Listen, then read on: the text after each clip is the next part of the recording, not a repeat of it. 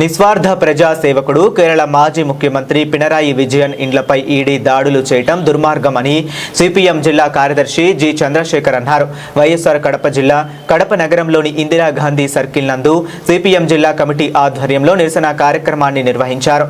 ఈ సందర్భంగా సిపిఎం జిల్లా కార్యదర్శి జి చంద్రశేఖర్ మాట్లాడుతూ కేంద్ర బీజేపీ ప్రభుత్వం తన జేబు సంస్థగా ఈడీని మార్చుకుని రాజకీయ ప్రత్యర్థులపై నిష్కారణంగా దాడులు చేపించి ప్రజల్లో అనుమానాలు రేకెత్తిస్తున్నారని ఆయన అన్నారు.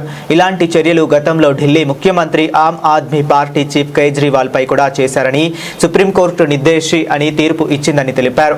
కేరళ మాజీ ముఖ్యమంత్రి సిపిఎం పొలిట్ బ్యూరో సభ్యులు పినరాయి విజయన్ నివాసాలపై కేంద్రంలో బీజేపీ ప్రభుత్వం కుట్రపూరితంగా బురద చల్లటానికి ఒక పథకం ప్రకారం ఈడీ ఎన్ఫోర్స్మెంట్ డైరెక్టరేట్ ద్వారా ఈడీ చేయించారని సిపిఎం జిల్లా కార్యదర్శి జి చంద్రశేఖర్ తీవ్రంగా ఖండించారు. బీజేపీ చేతిలో రాజకీయ సాధనంగా ఉన్న ఈడీ సిపిఎంను అప్రతిష్ట పాలు చేయాలన్న దుర్బుద్ధితో దాడులకు పూనుకున్నదని అన్నారు.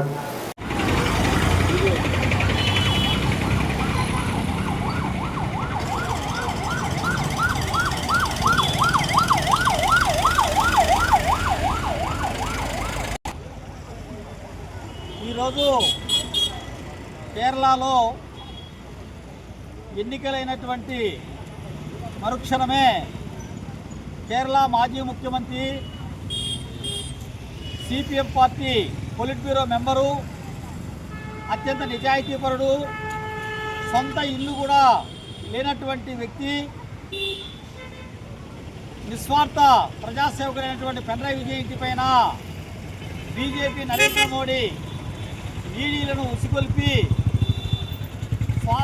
సోదాలు చేపించడం అనేటువంటిది పినరాయి విజయన్ యొక్క నిజాయితీ పైన బురద చల్లడమే తప్ప మరొకటి కాదు. సిపిఎం ప్రజాప్రతినిధులు ఎంత నిస్వార్థంగా జీవిస్తారో, ఎంత నిజాయితీగా పరిపాలన సాగిస్తారో మొత్తం భారతదేశ ప్రజలందరికీ తెలుసు. కేవలం బురద చల్లడానికి, అపాసుపాలు చేయడానికి ఇలాంటి తప్పుడు ఆరోపణలు, తప్పుడు దాడులు చేపిస్తూ ఉన్నారు. ప్రజలు ఇవన్నీ గమనిస్తూ ఉన్నారు. ప్రజలు ఇటువంటి బీజేపీ యొక్క దుశ్చర్యలను ఎవరు నమ్మరు.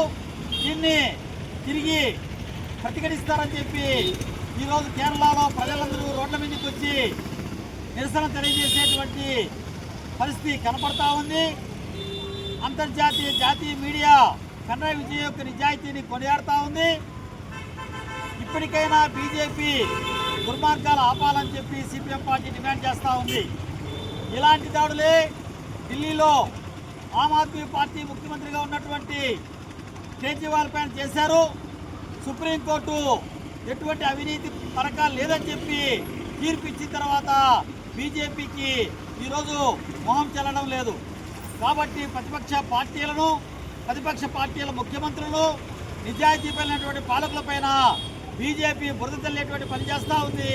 భవిష్యత్తులో దీనికి బీజేపీ మూల్యం చెల్లించాల్సి వస్తుందని చెప్పి హెచ్చరిస్తూ ఉన్నాం.